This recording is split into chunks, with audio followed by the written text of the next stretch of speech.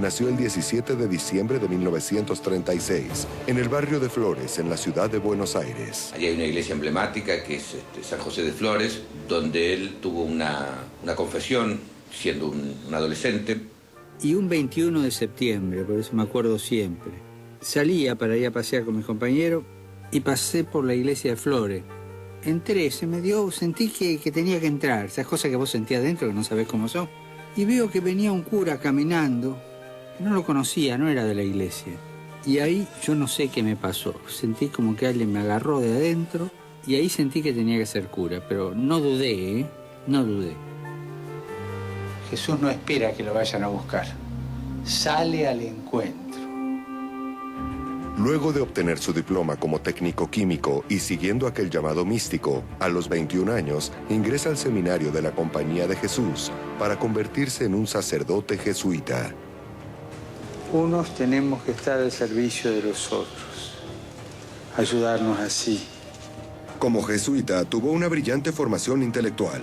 Fue docente en literatura y psicología y a la vez cursó estudios en humanidades y teología.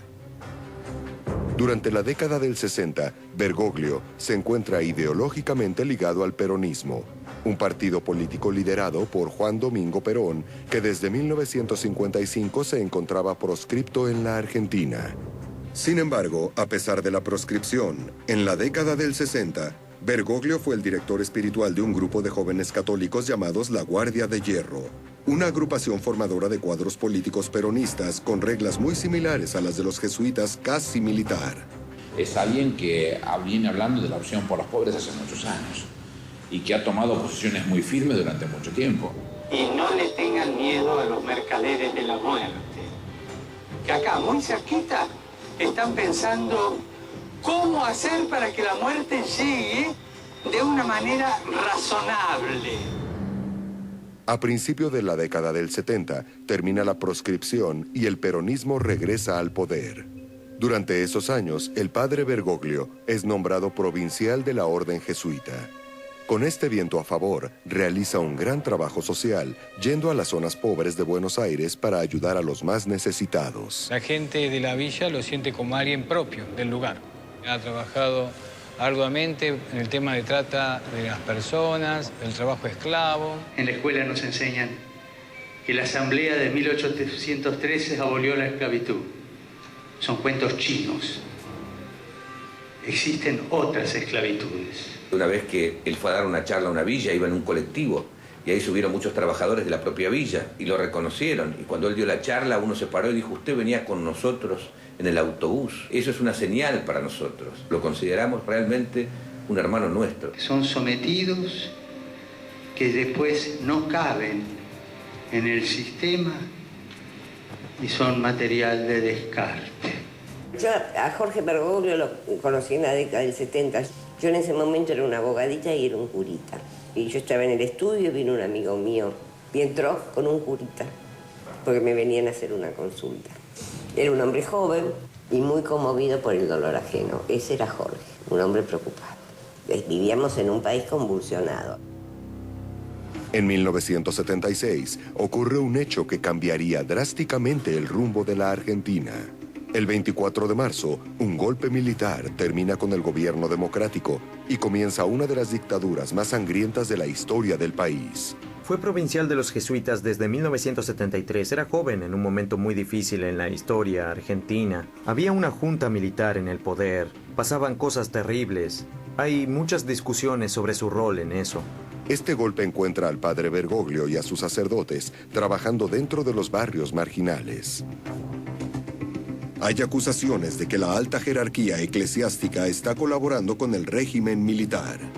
Porque hubo un conflicto con la Iglesia Católica, con su jerarquía, porque una parte de la jerarquía fue cómplice. En ese contexto, no es fácil para el padre Jorge Mario Bergoglio llevar adelante su labor pastoral. Su alma se debate por el deber como jesuita y el sentimiento propio de ayudar a los excluidos y marginales. Y a la vez debe mantener a sus sacerdotes y a su orden lejos de la politización para no ponerlos en peligro. En rápidos operativos, los militares entran a estos barrios y secuestran a todo aquel que les parece sospechoso. porque los militares no entienden. Si hay blancos y rubios en una villa es porque directamente son terroristas y hay que matarlos. Se confeccionan listas con nombres y apellidos. En esas listas figuran algunos sacerdotes jesuitas. Jorge les dice a los curas que eran jesuitas, eran de él, que se tienen que ir de ahí porque es altamente riesgoso. Hay diferentes maneras de manejar el vivir bajo un régimen opresivo. Él tenía, como líder religioso, una gran responsabilidad. Los muchachos no quieren saber nada, dice que se van a quedar. Jorge discute con ellos, pero deciden quedarse. Un día llegó una patota de la Marina y se lo llevó. Durante esos años, Bergoglio debe andar sobre una línea muy fina y riesgosa. Jorge estaba muy preocupado, hizo una cantidad de gestiones para la libertad de ellos. Yo me acuerdo que el primero que fue a verlo a Videla, y creo que fue Videla el que dijo que se lo había llevado Macera. Los sacerdotes jesuitas que habían sido secuestrados son liberados por los militares y huyen del país. El temple del padre Bergoglio se va formando. Aprende estrategias, teje alianzas y usa su ingenio para llevar la palabra de Jesús, sin que todo esto sea tomado como un adoctrinamiento ideológico por parte de los militares.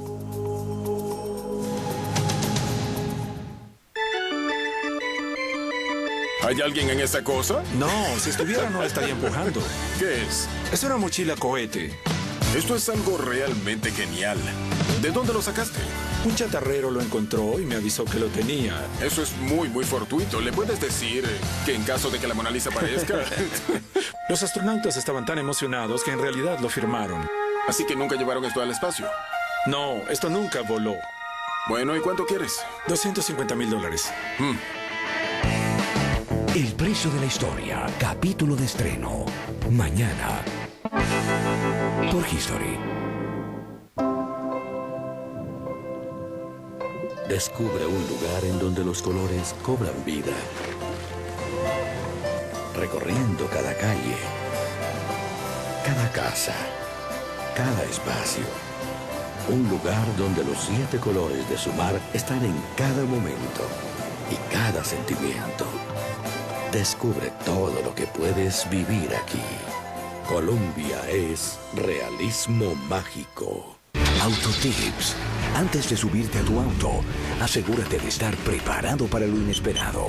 Grupo Universal, en sus 50 años, te aconseja: asegúrate de tener fluidos básicos en tu auto, como líquido de frenos, aceite de motor y agua para limpiar vidrios, cables de batería por si se descarga y la goma de repuestos con sus herramientas. Grupo Universal, 50 años de confianza, liderazgo, innovación y de responsabilidad. Te invita a ver Top Gear todos los jueves por History. Este es Javier. Él estudia en Open English. Aprende a hablar inglés tomando clases en vivo por internet con profesores norteamericanos. Él estudia inglés de la forma tradicional, con mucha tinta. A ver, cuéntanos, ¿qué has aprendido en inglés? Así es, la forma tradicional ha quedado en el pasado. Ahora con Open English aprendes inglés por internet. Open English, un método inteligente.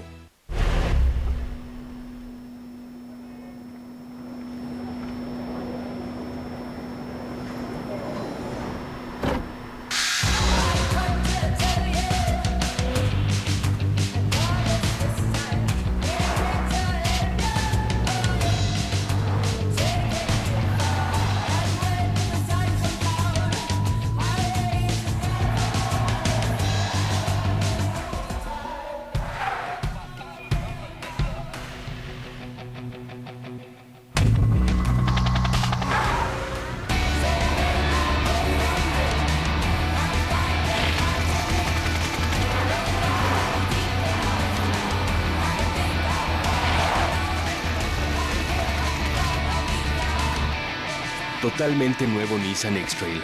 Nunca desapercibido. Nissan. Innovation that excites. I don't believe in less. I go all the way. Be true to yourself, I say. Makes me a man of success. Makes me the man of today. Boss Bottled. Fragrance for Men. Coca-Cola Life mejoró su receta, porque así es la vida. Viviendo se aprende y con el tiempo nos ponemos mejor. Vuelve a probarla. Es más deliciosa. Coca-Cola Life. Soy Jorge Reynolds y estoy encantado de ser jurado de una idea para cambiar la historia. Es de gran importancia hacer creaciones los cuales tengan las posibilidades de mejorar las condiciones de vida. History presenta una idea para cambiar la historia, con el apoyo y compromiso de Sura. Estamos celebrando el ingenio y la voluntad humana para cambiar la historia, una idea a la vez.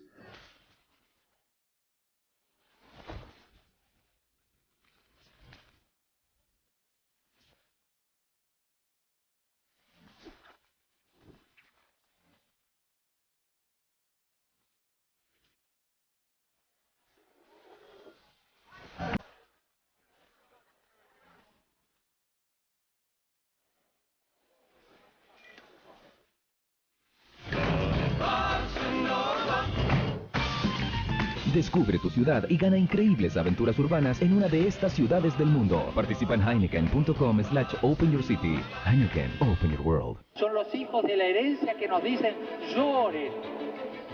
Ciudad distraída, ciudad dispersa, ciudad egoísta, llorar. Te hace falta ser purificada por las lágrimas. En el año 1983 vuelve la democracia a la Argentina. El gobierno militar deja una enorme deuda externa que repercute a todo nivel en la vida de los argentinos. Es un tiempo de reconstrucción, de esperanzas. Pero el país ha quedado devastado. Bergoglio debe luchar con la herencia que ha quedado, la pobreza y todo lo que ella trae consigo. En esta ciudad se explota a trabajadores en talleres clandestinos. Él siempre fue así. Tuvo esa especial dedicación por todos y en particular por los más débiles. Porque ha trabajado arduamente en el tema de trata de las personas, del trabajo esclavo, de la inmigración, de la gente que vive en las villas. Los acompaña, los aconseja, los cuida. Les enseña a ser libres, a ser autosuficientes, a pensar. En la vida hay que caminar como caminó Jesús, dejando huellas que marquen la historia, huellas que dejen descendencia. Esto lo enfrenta con el poder político de turno una y otra vez. Si abandonamos la riqueza de lo humilde por creernos algo que no somos, dormiremos la pesadilla de un país que abandona su destino. Y será nuestra culpa. Su carácter se va haciendo más y más fuerte y se va convirtiendo en un gran estratega.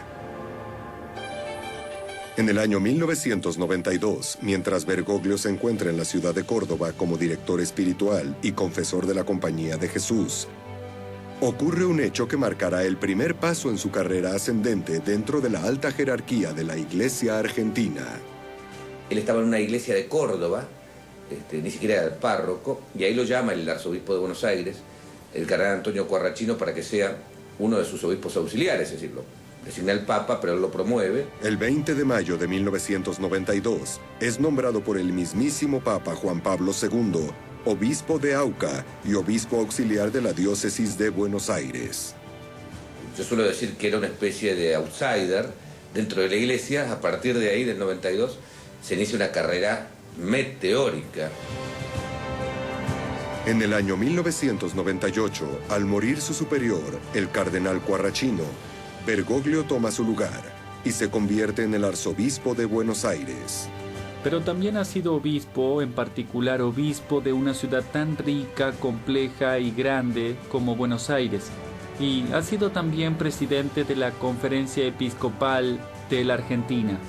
Su presencia en el contexto latinoamericano ha sido de gobierno, pero también de contacto cara a cara, sobre todo con los más pobres, con las personas que más necesitaban atención y ayuda. Pasarán pocos años para que Bergoglio llegue al escalón más alto de las jerarquías eclesiásticas. El 21 de febrero de 2001, Jorge Mario Bergoglio es consagrado cardenal. Apenas unos meses después, la Argentina viviría una de las mayores crisis económicas y sociales de su historia. El gobierno toma una medida restringiendo la extracción de los depósitos bancarios. La gente ya no puede retirar su dinero de los bancos. El estallido no tarda en llegar. El pueblo sale a la calle bajo el lema "que se vayan todos". La violencia crece hasta límites insospechados. Él habla con vehemencia del hecho de que estas estrategias económicas convierten al trabajo en algo casi superfluo y por consiguiente no tienen escrúpulos para transformar en desocupados a millones de personas sin tener en cuenta su sufrimiento. Bergoglio se halla en lo más alto de la jerarquía eclesiástica a la que podía aspirar un religioso latinoamericano. Pero en su país la gente lucha por recuperar los ahorros de toda una vida. En las calles hay enfrentamientos, muertos, heridos.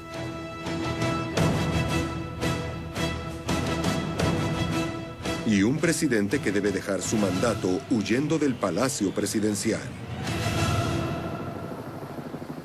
Me llamó enseguida la atención cuando me contó, desde su punto de vista de pastor, lo que estaba sucediendo. Era un momento muy duro en el escenario político argentino. Y él todo esto lo tenía bien presente, pero me contó sobre la crisis a través de una imagen de padres y madres de familia que a lo mejor perdían el trabajo, estaban en aprietos y lloraban de noche para que no los vieran sus hijos. Me sorprendió esa delicadeza de un hombre que podía ver el sufrimiento de los corazones de los individuos. El cardenal se encuentra en un momento clave. Puede encerrarse en una torre de cristal o salir al ruedo acompañando a la gente en su lucha y en su sufrimiento. En esta ciudad hay chicos en situación de calle. Y esta ciudad fracasó y sigue fracasando en librarlos de esa esclavitud estructural. Ha demostrado que donde va sabe enfrentar los desafíos del lugar que va. Bergoglio ya es arzobispo y cardenal, y sin embargo continúa con su trabajo en las calles, como si estos dos títulos solo sirvieran para tener un acceso más fluido a la ayuda, para quienes más la necesitan. Él va siempre en busca de los fieles. Jesús estaba todo el día encerrado en la iglesia. ¿Qué hacía Jesús en la calle? Buscaba. Ese era Jesús. Vivía buscando a la gente. Su estilo austero marca una tendencia en la iglesia argentina de aquellos años, acostumbrada a ciertos lujos, protocolos, secretarios asistentes y choferes. Bergoglio tiene un estilo de vida muy austero, muy simple, que ha marcado acá la diócesis de Buenos Aires. Si el obispo de Buenos Aires vive de esta manera, nosotros también tenemos que tener una actitud similar, ¿no? El cardenal Bergoglio no necesita nada de eso para llegar a quienes quiere llegar, y quienes lo buscan lo encuentran fácilmente.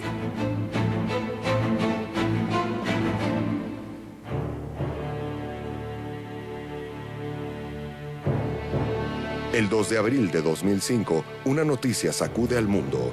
Juan Pablo II ha fallecido y la Iglesia debe elegir a un nuevo papa. 18 de abril de 2005, el cardenal Bergoglio entra a la Capilla Sixtina con otros 114 cardenales. Está por comenzar el cónclave en el cual se elegirá al sucesor de Juan Pablo II.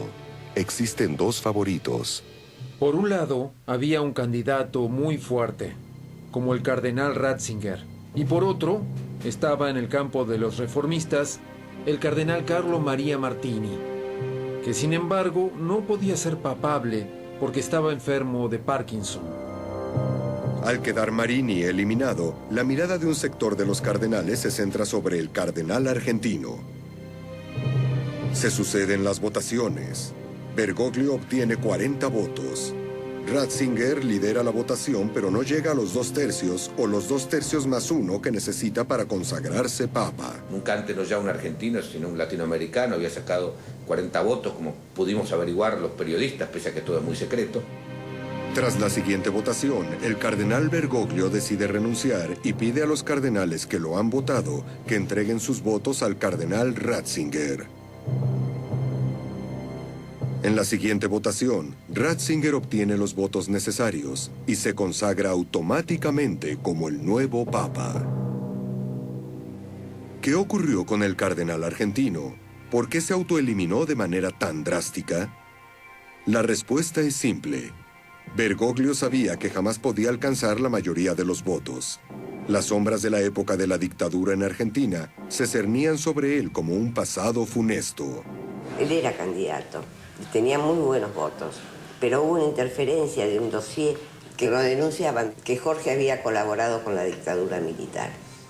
Antes del cónclave circularon entre varios de los cardenales electores documentos que implicaban a Bergoglio en el caso de los sacerdotes jesuitas secuestrados y torturados durante la dictadura. Esos documentos decían que Jorge Mario Bergoglio los había entregado. 5 años después, en el 2010, Bergoglio es llamado a declarar como testigo en la causa de los sacerdotes. Entonces ocurre un hecho curioso. Con la reapertura de los archivos, se convoca a nuevos testigos en el caso, que cuentan nuevas historias sobre el cardenal y su accionar durante los años oscuros en la Argentina. Escuchamos muchas voces que nos están contando historias de su actitud solidaria, de que iba a las villas, de que salvó gente. Pudo haber hecho más, seguramente. Yo creo que todos hemos hecho poco y nada, digamos. Él hizo algo, por lo menos. Estas historias, lejos de condenar a Bergoglio, muestran a un pastor que en muchas ocasiones había burlado los controles militares para ayudar a la gente perseguida a huir del país hacia el exilio. Si los milicos se hubieran enterado, era un terrorista subversivo que había que ejecutar. En medio de la crisis y los escándalos en el Vaticano tras la renuncia de Benedicto XVI, en marzo de 2013, Bergoglio tiene nuevas esperanzas de reemplazar al Papa renunciante gracias a su imagen renovada. Tras varias votaciones, emerge del balcón, convertido en Francisco, el primer Papa jesuita de la historia. Estás viendo el Prime Time de History por cortesía de Televisión Interactiva IPTV de Movistar. Tener que salir de una acogedora cabaña donde ya tenía todo preparado. Muchas cosas pueden salir mal. Hay muchos indicios de que la región será turbulenta. Por eso siempre me preocupa el avión. Entre los arbustos, tu avión es tu salvavidas. Es la única forma de salir de aquí. Si mi avioneta acabara de cabeza, yo estaría en graves problemas. Moriría. Hombres de Montaña. Capítulo estreno. Lunes por History. How much time do we have? Car to the airport picks me up at 8. Well, I guess we're gonna have to hurry. I like your dress. It likes you back. We never needed anything back then. We needed everything back then. No, we should go back. Yes, we should. Dolce & Gabbana, the one. Colsanitas, un mundo de salud. Vigilado Super Salud. Te invita a ver El Precio de la Historia todos los domingos por History. Coca-Cola Life mejoró su receta, porque así es la vida. Viviendo se aprende y con el tiempo nos ponemos mejor. Vuelve a probarla. Es más deliciosa. Coca-Cola Life.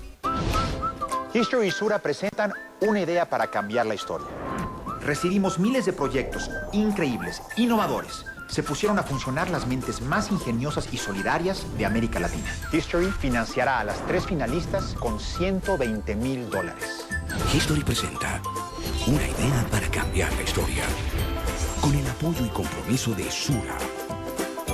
Estamos celebrando el ingenio y la voluntad humana para cambiar la historia.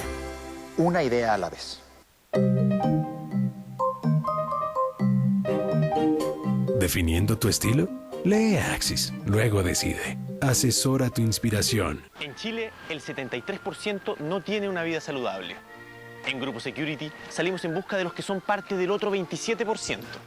Y encontramos chilenos que le ganaron a la televisión. que le ganaron a la rutina e incluso a las escaleras mecánicas.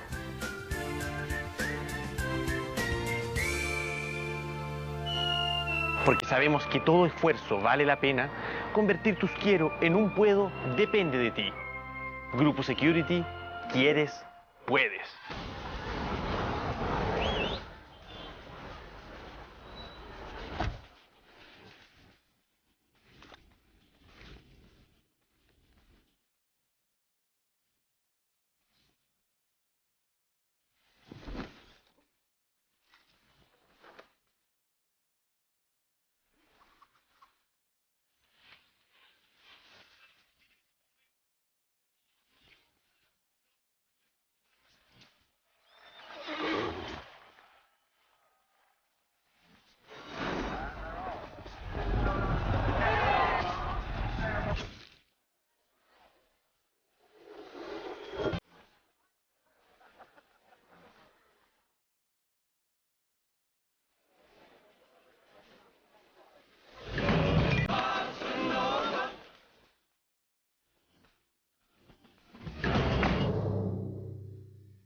El Líder vuelve 1000 productos a 1000 pesos. Aprovecha las mejores marcas solo por 1000 pesos en Líder. Coca-Cola normal, light o cero, 2 litros. Papel higiénico Confort, 4 unidades. Con precios bajos todos los días. Durante siglos, la llegada de un nuevo papa al trono de Pedro ha estado rodeada de misteriosas señales y vaticinios. ¿Cuáles han sido las profecías que anunciaron la llegada de Francisco? En el siglo XII, el arzobispo católico Malaquías de Armagh, hoy conocido como San Malaquías, cayó en trance y vio una línea de reinos papales a partir de Celestino II, el pontífice que reinaba en aquel entonces. Los fue nombrando e identificando con un lema desde el primero hasta el último con bastante exactitud. El último era el número 112. Luego de él llegaría el fin. Benedicto XVI era el Papa 111. El 112 es Francisco, de ahí que muchos piensen que él es el Papa del fin del mundo. Cuando Francisco sube al balcón y antes de saludar y pedir al pueblo de Dios que rece por él, dijo: Mis hermanos cardenales fueron a buscarlo casi al fin del mundo. Y aquí estamos. El fin del mundo es casualidad. O Francisco solo se refería a la gran distancia entre Roma y Buenos Aires. Pero Malaquías no fue el único que une la llegada de Francisco al Vaticano con el fin del mundo. En el siglo XVI, el médico y consultor astrológico Michel de Notre Dame, más conocido como Nostradamus, predijo la llegada de un hombre de color con mucho poder en el siglo XXI, que anunciaría el fin de los tiempos. Al principio habrán enfermedades mortales como advertencia. Luego habrán plagas. Morirán muchos animales. Habrán catástrofes, cambios climáticos y finalmente empezarán las guerras e invasiones del Rey Negro. En la Edad Media esto fue interpretado como la llegada de un Papa Negro, ya que en aquellos años el sumo pontífice era el hombre con mayor poder en el mundo, el Rey Negro. ¿Pero por qué Francisco sería el Papa Negro? Para muchos la respuesta está en el origen jesuita de este Papa y lo relacionan con el color de la sotana que usan los miembros de su orden. Si están buscando profecías, la profecía que más me gusta es que en 1960 un ex sacerdote de Australia llamado Morris West, un popular novelista, escribió un libro, Las sandalias del pescador, las sandalias por San Pedro. La analogía a lo que predijo a mediados de los 60 es que habría un papa de Europa Oriental, y al final de su vida, en 2002 o 2003, Morris West publicó otro libro llamado Eminencia. Y en Eminencia nuevamente hablaba sobre una elección papal, ¿y qué fue lo que predijo? Que un argentino iba a ser papa, así que si quieren una profecía, aquí la tienen.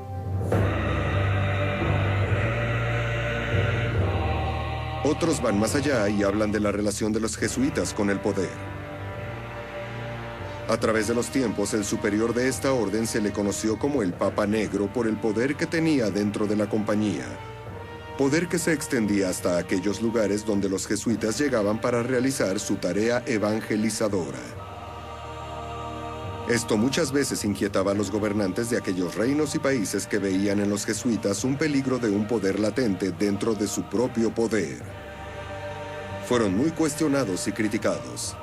Napoleón habló de ellos en sus memorias y advirtió: los jesuitas son una organización militar, no una orden religiosa. El objetivo de esta organización es el poder en su más despótico ejercicio, poder para controlar al mundo bajo la voluntad de un solo hombre. La Compañía de Jesús, que muchos lo interpretan como una compañía en el sentido militar de la palabra, mientras que para San Ignacio era una compañía de amigos, de compañeros de Jesús. Hoy un jesuita está al frente de la Iglesia Católica. Francisco es el líder espiritual de 1.200 millones de fieles en todo el mundo.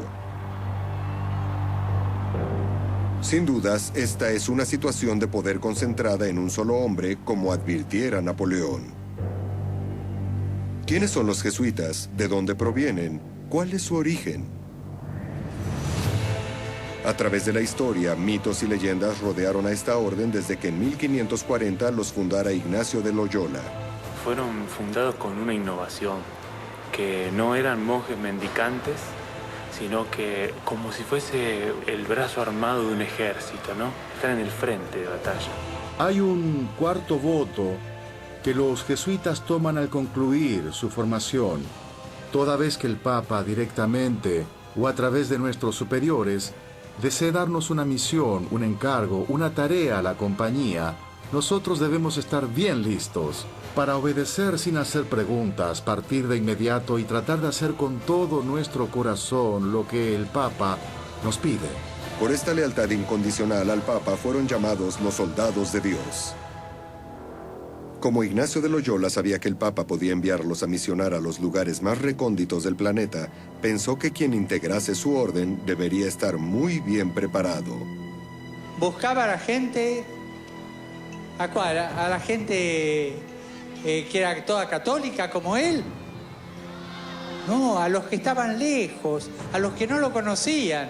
San Ignacio fundó esta orden para poner a disposición de la Iglesia y en particular del gobierno en manos del Santo Padre a un grupo de religiosos, de sacerdotes, que estuviesen bien preparados, que tuviesen una espiritualidad sólida y una buena formación cultural, para poder ser enviados a cualquier lugar donde el Papa considerase que fuese útil para la Iglesia. El conocimiento ocupó desde los comienzos de la orden un lugar importante en la formación de un jesuita.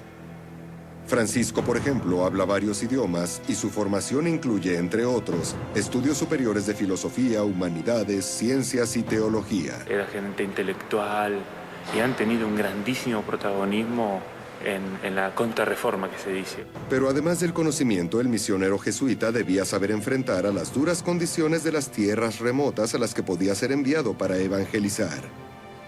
Para ello se preparaban con una estricta disciplina y practicaban una vida ascética y austera. En el caso de la Compañía de Jesús, en particular, es importante la orientación apostólica, es decir, que no se trata de un instituto religioso, de una orden religiosa contemplativa dedicada fundamentalmente a la oración, sino de una orden religiosa hecha propiamente para el apostolado.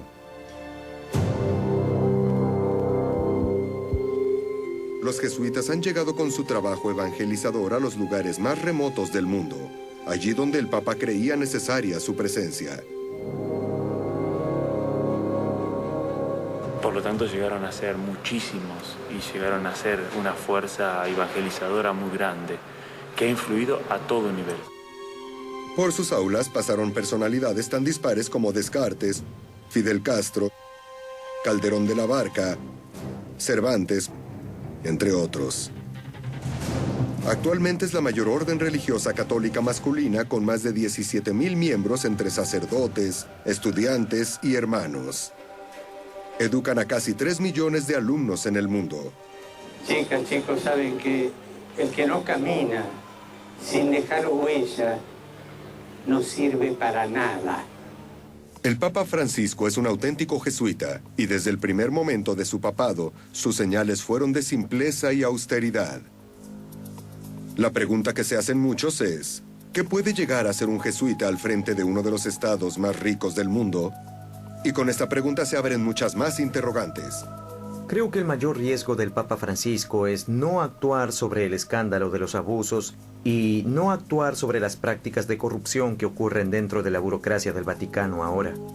¿Soportará la Iglesia un cambio tan radical cuando es sabido que muchos de los que hoy recorren el Vaticano y rodean a Francisco confunden la humildad con la humillación y piensan que la riqueza es un signo de poder?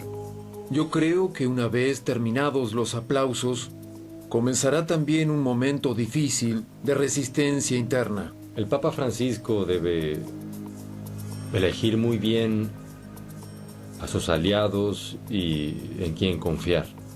Me pregunto cómo lo va a hacer, porque por un lado es un solitario, no ha sido un jugador de equipo en ese sentido. Entonces, ¿a quién va a elegir? ¿A quién elegirá como aliado? No es muy claro. La metamorfosis y la hipocresía son fuertes y grandes y muchos competirán para complacerlo a él, aún teniendo una historia pasada diferente, ¿no? ¿Puede este jesuita quedar peligrosamente encerrado en una jaula de oro como el Vaticano? En el interior de la curia hay muchos monseñores que están felices de que ahora llegue un papa que se ocupe de la curia. Creo que la mayor resistencia proviene de aquellos cardenales y obispos que temen que la pérdida del poder imperial del papado pueda crear sacudones en la Iglesia Católica y pueda incluso reducir sus roles. Muchos creen que los cardenales en este cónclave no eligieron a un hombre en especial, sino a un representante de la orden jesuita, porque ellos son los únicos con la fuerza y la disciplina necesaria para poder salir de estos terribles momentos de crisis que vive la Iglesia. Estás viendo el Prime Time de History por cortesía de nuevo Ford Transit, diseñado para trabajar y construido para durar. ¿Hay alguien en esa cosa? No, si estuviera no la estaría empujando. ¿Qué es? Es una mochila cohete. Esto es algo realmente genial. ¿De dónde lo sacaste? Un chatarrero lo encontró y me avisó que lo tenía. Eso es muy fortuito. ¿Le puedes decir que en caso de que la Mona Lisa aparezca? Los astronautas estaban tan emocionados que en realidad lo firmaron. Así que nunca llevaron esto al espacio. No, esto nunca voló. Bueno, ¿y cuánto quieres? $250,000. El precio de la historia, capítulo de estreno. Mañana. Por History.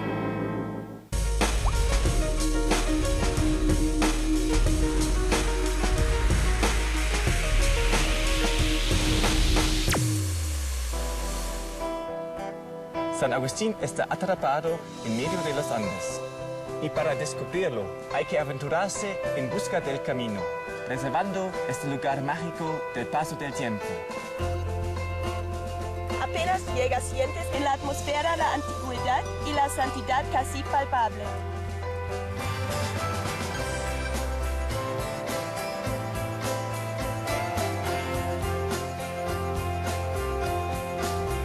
Es increíble que uno pueda recorrer la cuna de una cultura precolombina trabajadora y misteriosa, que desapareció sin dejar rastros y que el único legado que dejaron es el testimonio silencioso de sus monumentos tallados sobre rocas volcánicas.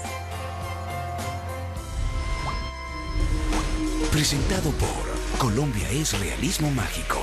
La respuesta es Colombia. Para nosotros los fanáticos que nos gusta estar siempre conectados, llega el nuevo servicio móvil 4G de ETV, con Facebook y WhatsApp, que no se descuenta de tu bolsa de datos, para que nunca nos perdamos de nada. Ingresa a etv.co o llama al 377-7777 y descubre los planes que tenemos para ti.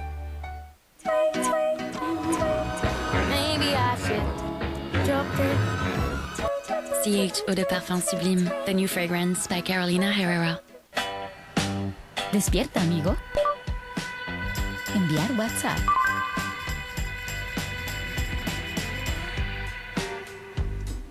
Gracias por venir. Lamento que se pospuso la reunión.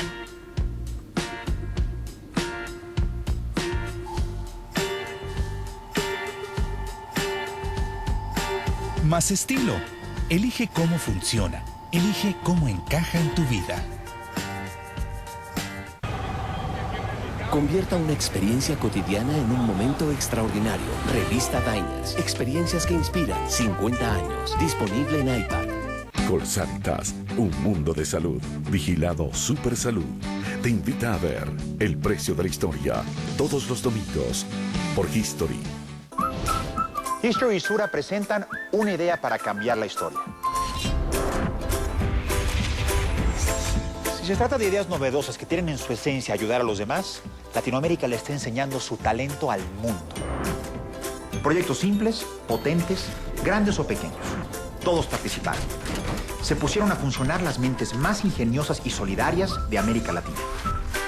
Un jurado de notables personalidades seleccionará a las 10 mejores ideas. History financiará a las 3 finalistas con $120,000.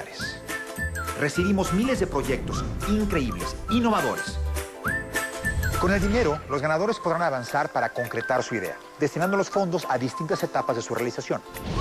History presenta una idea para cambiar la historia, con el apoyo y compromiso de Sura. Estamos celebrando el ingenio y la voluntad humana para cambiar la historia, una idea a la vez. Es posible que no solo la selección nos una. Es posible que 17 millones de chilenos pensemos lo mismo. Es posible que con pequeños gestos entreguemos tanto. Que los niños levantemos a todos los papás de Chile. Es posible. Es posible que un país sea un ejemplo para el mundo. Es posible. Es posible. Es posible llegar a la meta una vez más. Es posible no dormir en 27 horas. Para levantar los sueños de tantos niños. Es posible. Es posible. Es posible. Es posible. Porque claro, sabemos que unirnos para ayudar a miles de niños es posible. Teletón. ¡Somos todos! 28 y 29 de noviembre. History presenta la Primera Guerra Mundial. Una idea nociva mató a millones. Una gran nube de gas se formaba frente a nosotros. Oímos a los franceses gritando, convirtiéndose en nubes mortales. La humanidad nunca imaginó que esto era solo el comienzo. La Primera Guerra Mundial. Estreno. Inicia este martes. Por History. Francisco está marcando un rumbo nuevo en el cambio de la iglesia. Su mirada es la que guiará a los fieles de todo el mundo. Este estilo que está imponiendo es parte de su identidad y lo eligieron porque él es así. La iglesia debe dejar de ser autorreferencial, debe salir al encuentro de la gente, una iglesia que sale afuera, que evangeliza. Seguramente se nota un cierto entusiasmo espiritual en virtud del cual tantas personas se acercan a la iglesia, van a los santuarios, se confiesan, en fin, se produjo una cierta revitalización del entusiasmo hacia la participación eclesial.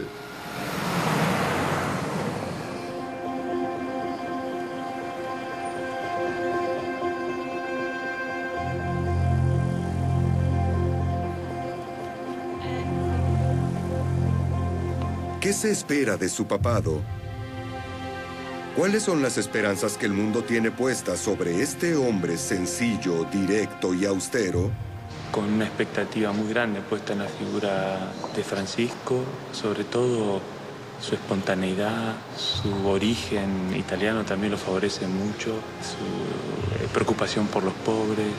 He notado entusiasmo, ya sea en los conservadores y en los progresistas. Por eso parece que es un papa con capacidad de unir, no de confirmar las divisiones, sino al contrario, de pacificar. Podemos esperar un papa cercano a los jóvenes. Se vio que en la Piazza San Pietro se entusiasmaron muchísimo. Los que estaban allí vieron un gran entusiasmo general. Estoy seguro que no seguirá un proyecto abstracto de reforma de la iglesia construido en la teoría. Simplemente, siguiendo el Evangelio, esas cosas podrán cambiar casi de manera, digamos, natural, simple. Este Papa le va a dar a la Iglesia este camino que tiene que ver con la vida simple que él siente, pero que el mundo también reclama de la Iglesia.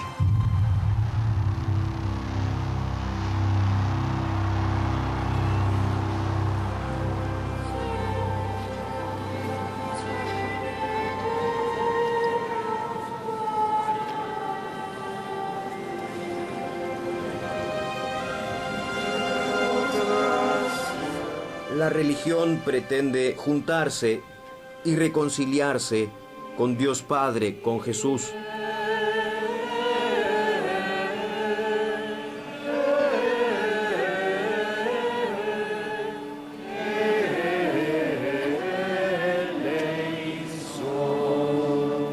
El ambiente aquí es realmente asombroso y puedes verdaderamente sentir a la gente disfrutando. Y esto es muy importante porque es un papa de un nuevo continente, lo que es un gran avance también.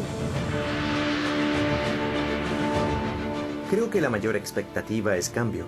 Mis expectativas, dado que el Papa Francisco ha hecho y dicho antes, es que enfatice el lado de la justicia social y que hable sobre esos aspectos de ella.